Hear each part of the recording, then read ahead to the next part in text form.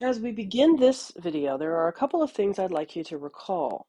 One is that a sum, like 1 plus 2 plus 3, and so on, can be written as sigma notation. I think I'll say n here. And what we do is we assign an index I, and this is the thing that's going to be changing from one term to the next. And then we say we're going to add all of these up. That's what the sigma notation means. Add all of these up, beginning with 1, place this with a 1, and going up to n. So for example, the sum 1 plus 2 plus 3 up to 17 would be I goes from 1 to 17, I. The sum 1/2 plus 1/3 plus 1/4 all the way up to 1/10 would be the sum of 1 over I, as I goes from 2 in this case up to 10. So we've talked a little bit about sigma notation already in the previous videos, but this is a quick reminder of what it looks like, how to use it, what it means. The other thing I'd like you to recall is something from a previous video. We said when we were defining Taylor's inequality, which remember is just the error associated with the nth Taylor polynomial, we said that the n plus first derivative of f, evaluated at t, was less than or equal to some m. And the way I described that at the time was to say that m was just some number that was the largest possible value. This is bigger than this. The largest possible value that this derivative could take on. That means that if we can say that this derivative has some maximum value, we can call that maximum value m, and then we can use that in our computations. Recall also, though, that this maximum value occurs somewhere in an interval. It might be an endpoint, as it is in this example, or it might be what you would more conventionally consider a maximum value in an interval. In this case, it looks to me like the maximum value in the yellow graph here, the maximum value is in fact, the local maximum is in fact also the absolute maximum. But in the case of the white graph, let's see, that's this one here, our maximum value is at an endpoint. Okay, so, but what we're saying here is if we can find such a maximum value, then we can set that to this this m equal to that value, when we know that that's always going to be greater than whatever this derivative is. If we're working with the nth Taylor polynomial, then we need the n plus 1th derivative. While we're here, we might as well take a look at something else.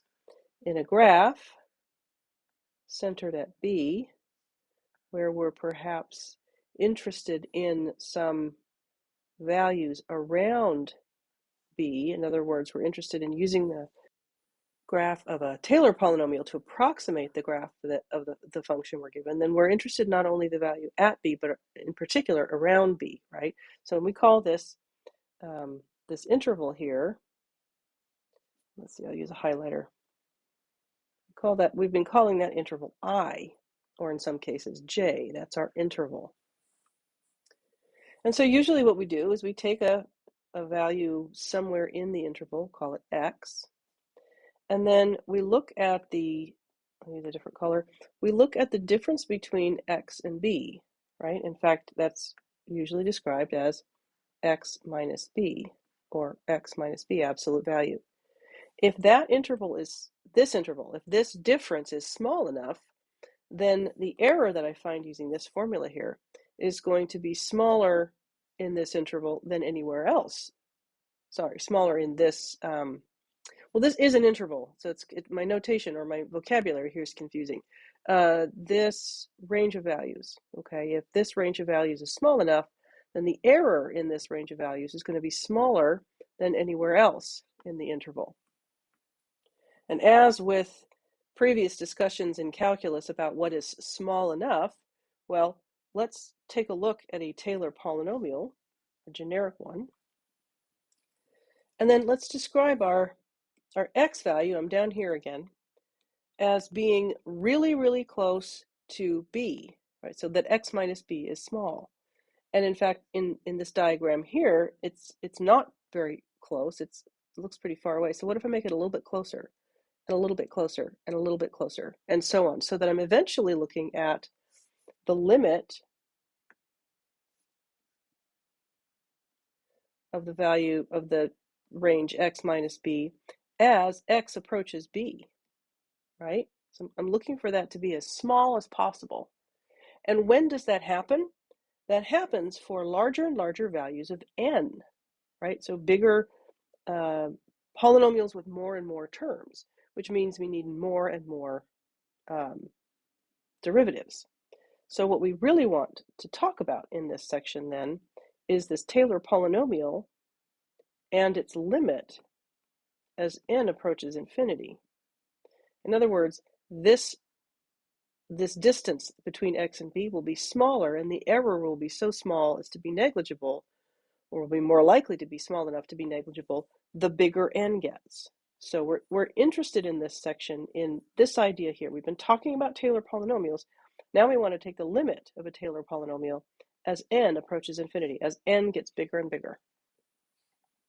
Now, what this means depends on n, of course, as n gets bigger and bigger, but it also depends on this derivative.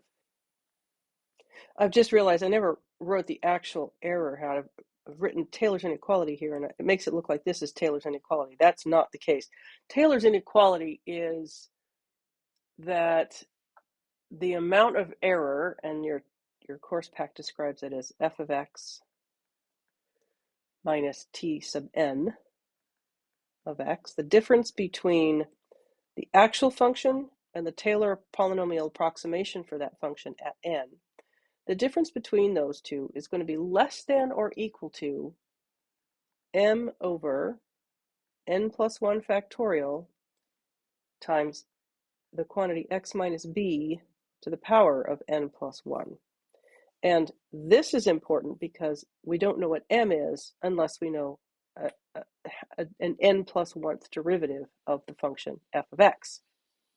So this is Taylor's inequality, not this. This is Taylor's inequality, but it depends on m, and m is defined as being the largest number the n plus 1th derivative of the function can be. If we want to minimize this error, make the difference between these as small as possible, then we want to take n to be as large as possible. And so that's where this limit comes in. So these two things are related in this way, that the difference between the actual function and the approximation to the function, the Taylor polynomial, will be as small as possible when n is as large as possible, which is why we're interested in this limit. Now, we're used to looking at limits in a different way. I think I'm going to erase my graph down here on the bottom right because I don't think I really need that anymore. Let's get rid of that. And let's talk about the way we've been talking about limits, which is to say something, for example, like the limit as x approaches infinity of the function 1 over x.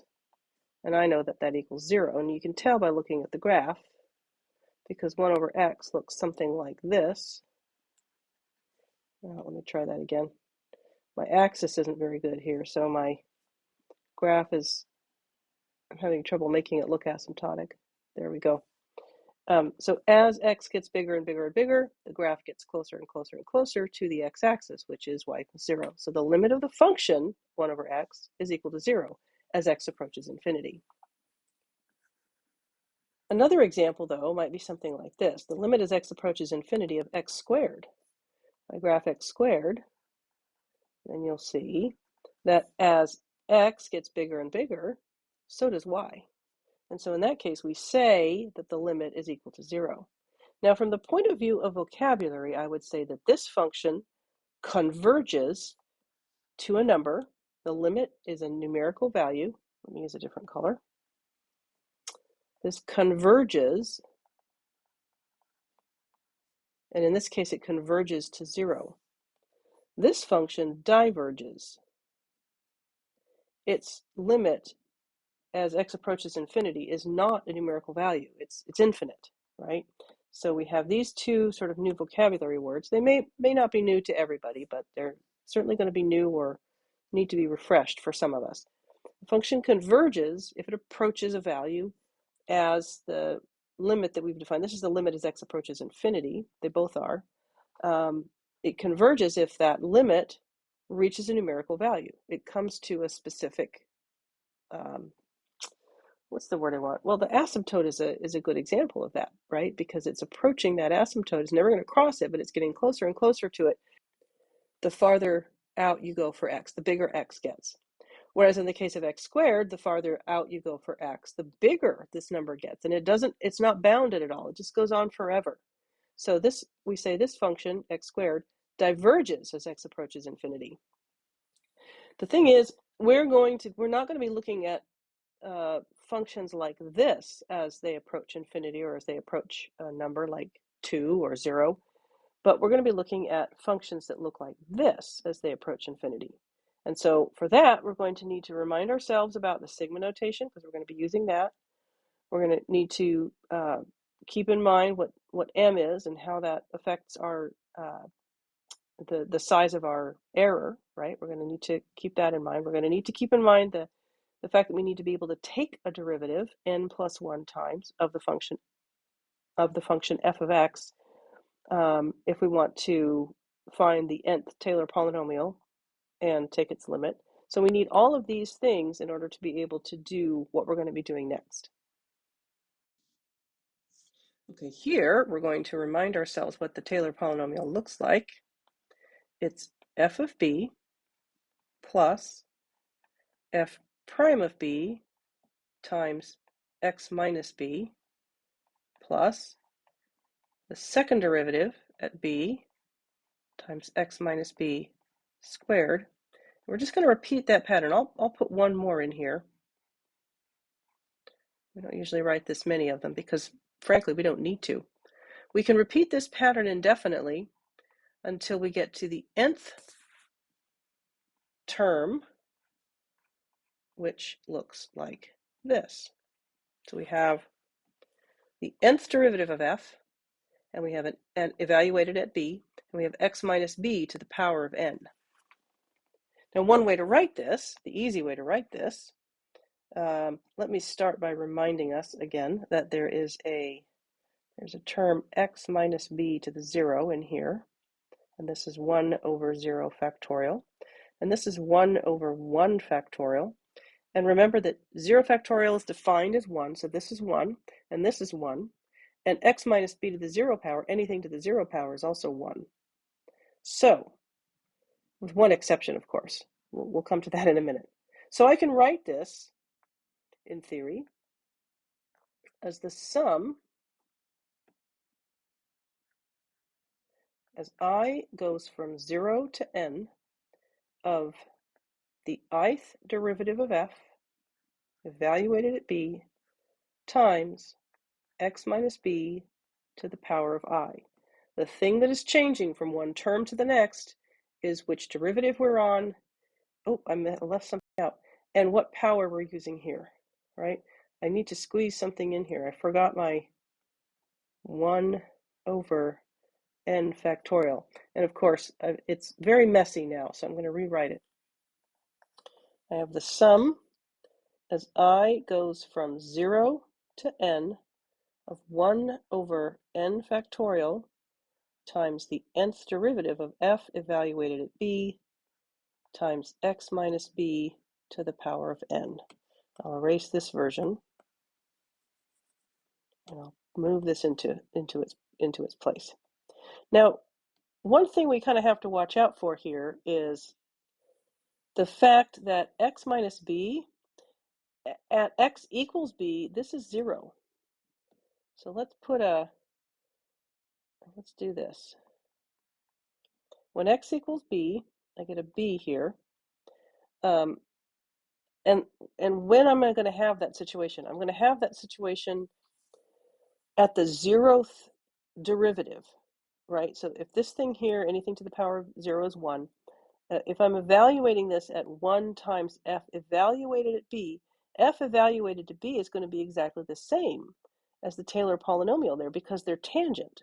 Remember, we have a linear approximation that uses the first 2 terms. We have a first derivative and an x minus b, and then we have this plus f of b. Well, that's because that's the point of tangency, right? If we leave this term off and everything that follows it, and we're only looking at this term, then those two things are going to be equal. T sub n and f of b, f of x evaluated at b, are going to be equal because they're tangent there. So we can kind of get away with them with leaving our notation like this because at x equals b, we're probably not going to be using this process in the first place, right? We don't need a Taylor polynomial to approximate the function. We know what it is. It's f evaluated at b. It's the same as the polynomial would be. So we can kind of get away with this notation, but it's worth pointing out that at this point in time when x is equal to b and my power is 0, then I have essentially 0 to the power of 0. And that is not 0, and it is not 1. Okay, so 0 to the power of 0 is undefined. And I could go on, I could do a little mini lecture on why that is, but I'm not going to do that here. 0 to the power of 0 is undefined. So this term right here doesn't really make sense in its current form, right? I know I've been using this notation to explain it in the past as well, but it's worth, this is a very fine, a very subtle point, but I think it's one worth making. That this notation is slightly incorrect. It's incorrect for I equals 0. So in a perfect world, I would start my summation not at 0, but at 1. And then I get my first term to be 1 over 1 factorial, which is 1, times the first derivative, times x minus b to the power of 1. At x equals b, the thing is still going to be equal to, this is going to be equal to 0, and the Taylor polynomial is going to be equal to the function at x equals b. But now I'm not dealing with a 0 to the power of 0. I'm dealing with a 0 to the power of 1. I've avoided this illegal notation of 0 to the power of 0, right? I no longer have this problem. I have a new problem, though, and that is that I've lost this term completely because I've started at 1 instead of starting at 0, which is required by this term here. So what I'm going to do to fix that is just add in the term f of b. So this notation is slightly more legitimate, if you will. This would probably be accepted in most circles as long as it was understood the context in which you were working. But it's worth keeping in mind that this is actually more correct notation for this situation. Kind of another way you can get around this is to add instead of adding this term and starting at 1 instead of 0 and adding this term to your series, you can get around this by saying, using this notation instead, right? Starting at 0 and adding the note that we're going to define x minus b to the power of 0 to be equal to 1 when x equals b. And so that is, when you see this notation here, this definition of x minus b to the 0 power as being defined as 1 instead of 0 to the 0 is 1, then that lets us call this thing here, because it's to the 0 power, we say it's just, let's just define it as being equal to 0. And that's, if you see this notation, it's often assumed that we're using this definition. So it's kind of up to you. As an instructor, I would not count this notation as being wrong, but as a mathematician, I would like you to be aware of the subtleties between the two different notations for the same thing and why sometimes you see this instead, this notation instead, where you're starting at 1 and adding this term either at the beginning or at the, it's usually added at the beginning. So be aware of that. Something else I'd like to point out is that if I take I equals 0 to, let's leave that for the moment. No, let's leave it as n, okay, of anything, but I'm going to go ahead and do it as I factorial. I have made a mistake here. I've just realized all the way through all of this, I had 1 over n factorial. This is changing, right? This is going to be 0 factorial, then 1 factorial, then 2 factorial, then 3 factorial. That's changing throughout the entire sequence. Where is it? There, and here. Right? That should be I factorial. Because that's the thing that's changing. I equals 0, then I equals 1, then I equals 2. That's the thing that's changing from one term to the next. So that's an incorrect notation that I had there before. My apologies. That fixes it though. So if I take that, the sum as I goes from 0 to n of anything, but I'll go ahead and stick with my Taylor polynomial. That's equivalent to saying, I'll write the same thing out here. I equals 0. I have 1 over I factorial, nth derivative of f evaluated at b, x minus b to the power of n. So far they look the same, except I've left something off here. And what I'm going to do is I'm going to add to the front of my first one the limit as n approaches infinity. So now this is my Taylor series. This is my Taylor polynomial, right? This one is missing its cap here. But if I take the Taylor polynomial and I keep adding terms as n approaches infinity, as n gets bigger and bigger and bigger, that notation is equivalent to this notation here. It's a lot like saying, please evaluate the integral from 0 to infinity of f of x dx. And when you do that integration, what you're essentially doing is saying, well, let's evaluate the integral. Let's do the integration, f of x dx, but let's do it from 0 to some constant b. But then let's take the limit of that integral as b approaches infinity. And this is what lets us evaluate an integral to infinity. This doesn't really make sense. I can't evaluate an integral at infinity, right? Because infinity is not a number.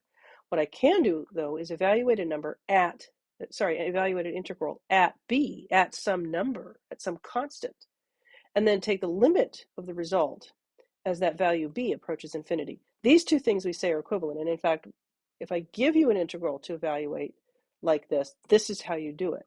So notice the similarity between this situation and this one up here. If I give you this series to evaluate, then in order to do it, what we'll do is use, instead of infinity here, we'll use n, but then we'll take the limit as n goes to infinity. That's exactly what we did down here. So now in context and in extension of what we were doing here, if this limit exists and it's finite, in other words, its answer, if you work it out, is a number, then we say it converges.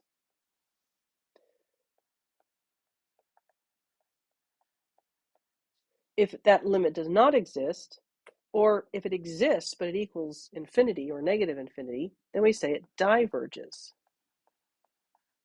And what we're saying when we say this thing converges or diverges is that this series diverges or converges. The thing inside the parentheses here, I'll highlight a couple of them. This right here is a series. This is another new vocabulary word. Call this a series. This is a series. It's the same one, actually. And a series is just a sum, right? If I have another little new piece of vocabulary here. This list is what we call a sequence. But 1 plus 2 plus 3 is what we call a series. That's the only difference. We talk about, or if you hear people talking about sequences and series, the study of series in a larger context often begins with the study of sequences. But we're interested in the sum of these things, so we're interested in this. So this is the sum, right? It's the representation of this sum of terms. So this is a series.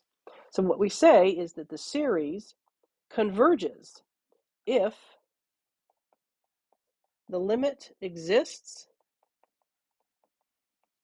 and is finite.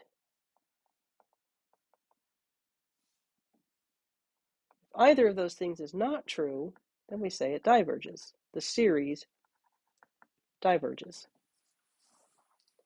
So in this video, we've talked about quite a few things. We did some review on the first screen. On this screen, we've reviewed what the Taylor polynomial looks like for n terms, or n plus 1 terms, the nth degree. We've reviewed sigma notation, and we've written the Taylor polynomial in sigma notation. And we've associated the idea of the limit of a series being equal to the series, or the sum going from 0 to infinity. We've likened that to taking an improper integral. We've also talked about convergence and divergence. If a series converges, it means that when you work out its answer, it's going to be a number. This limit exists, and it's just a number. It's a constant, finite, fixed number. If it diverges, it's because either this limit doesn't exist, or the limit exists, but the answer to the problem is like infinity. So we've done all the theory that we need to do.